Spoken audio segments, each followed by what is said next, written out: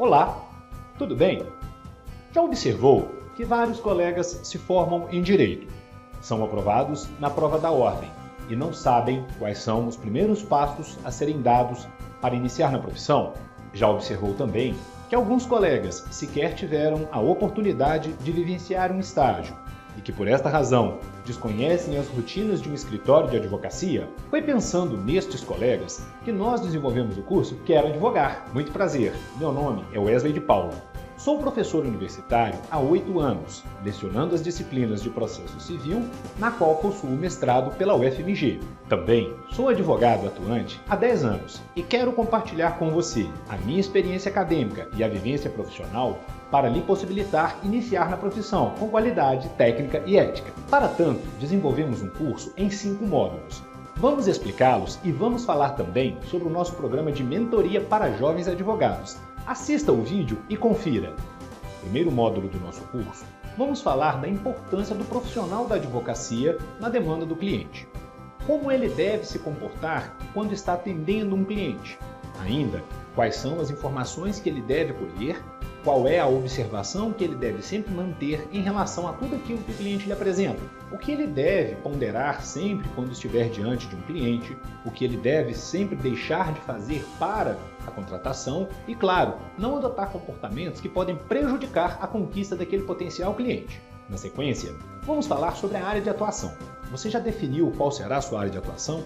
Se ainda não, vamos explicar como você pode escolher uma área para dedicar sobre o formato da sua atuação. Já chegou a uma conclusão se você quer abrir o seu próprio escritório ou se pretende ingressar numa banca que já esteja pronta? Qual é a vantagem e desvantagem de cada um dos modelos? Vamos falar a respeito desse tema para lhe auxiliar na escolha. Marketing jurídico e a conquista dos clientes. Vamos tratar esse tópico mencionando a legislação pertinente e explicando o que pode e o que não pode ser feito para que você tenha a sua carteira de clientes. É importante anotar que nossa profissão é totalmente diferenciada de outras e alguns comportamentos que outros colegas profissionais liberais adotam, nós não podemos. Explicaremos detalhadamente cada uma dessas hipóteses. No que se refere aos seus primeiros clientes, onde você pretende atendê-los? Caso não tenha o escritório ainda montado, quais são as alternativas que você possui e o que você pode implementar na sua atividade, viabilizando o atendimento dos seus primeiros clientes. Vamos também falar sobre a precificação do trabalho do profissional da advocacia, os honorários. Quais são os formatos de contratos que você pode adotar, o que é permitido e o que não é permitido conforme a legislação pertinente, bem como os julgados dos tribunais de ética. Vamos falar também sobre quais são as cláusulas essenciais que um contrato deve ter, bem como o tratamento das despesas acessórias de um processo, como você deve repassar essas despesas para o seu cliente, como você deve instituir o que é despesa acessória e, ao final, como você deve prestar contas de tudo isso que foi dispendido no processo. Vamos falar também sobre a comunicação do profissional da advocacia com o seu cliente, no que diz respeito a mantê-lo sempre informado sobre o andamento do processo.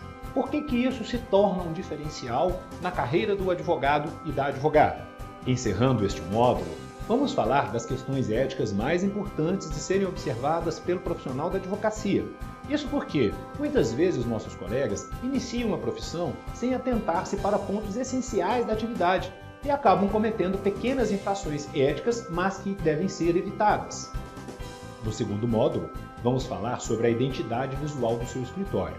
O que você precisa observar em relação ao uso de logomarcas, nomenclaturas, bem como cartões e papéis timbrados. Falaremos também sobre as mídias de divulgação que você pode utilizar na sua profissão. Vamos falar também sobre os formulários, modelos e a padronização dos documentos do seu escritório. Qual é a importância de você ter sempre um modelo próprio, bem como nutri-lo durante toda a sua atividade profissional? No terceiro módulo, vamos falar sobre a sede do seu escritório, bem como sociedade de advogados. Se você chegou à conclusão que necessita de uma sede para o seu escritório, onde você vai estabelecê-la? Sobre a questão societária, quais são os modelos que você pode adotar, o que é permitido conforme a legislação pertinente? Caminharemos para falar sobre a nomenclatura do escritório, o que deve ser observado, o que deve ser sempre considerado e quais são as observâncias trazidas pela lei sobre este tema. Falaremos também sobre a contabilidade do escritório de advocacia.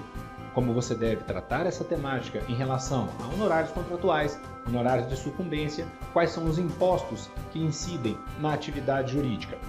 No quarto módulo do nosso curso, vamos relembrar as questões técnicas relativas à elaboração das petições, recursos, bem como as etapas do processo.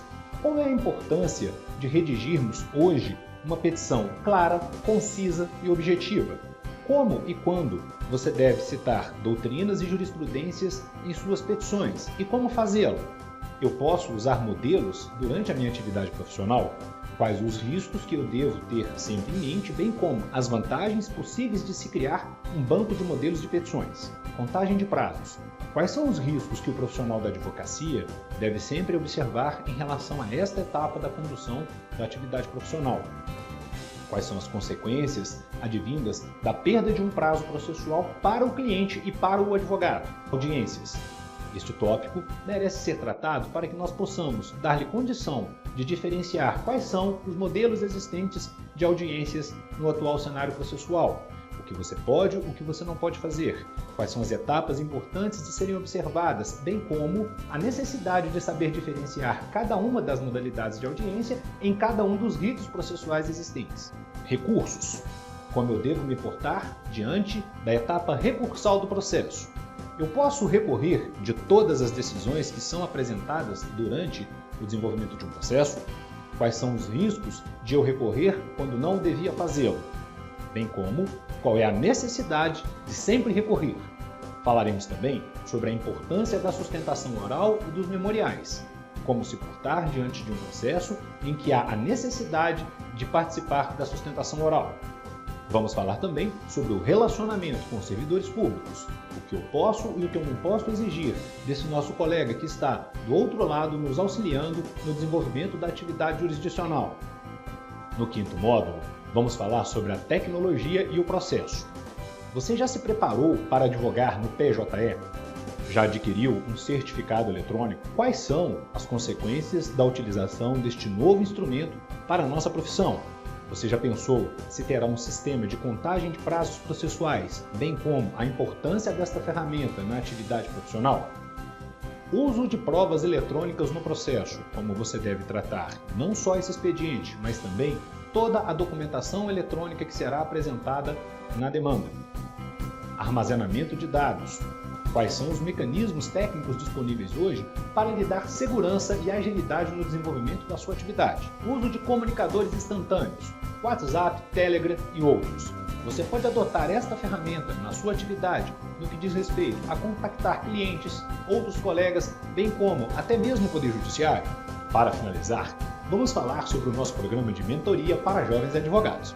Durante o período de um ano, a partir da inscrição em nosso curso, ficaremos à sua disposição para a correção de petições, analisar casos e propor sugestões técnicas mais viáveis, bem como buscar uma solução mais adequada para a demanda do seu cliente. Os atendimentos serão feitos por e-mail ou videoconferências previamente agendadas. E como um detalhe, não há custo adicional algum. Este programa de mentoria já está inserido no seu investimento. Não é uma ferramenta indispensável para que você possa iniciar na profissão com qualidade, técnica e ética? Então, não perca tempo. Faça a sua inscrição, porque, em razão deste programa de mentoria, o número de vagas em nosso curso é limitado. Esperamos vocês e até mais!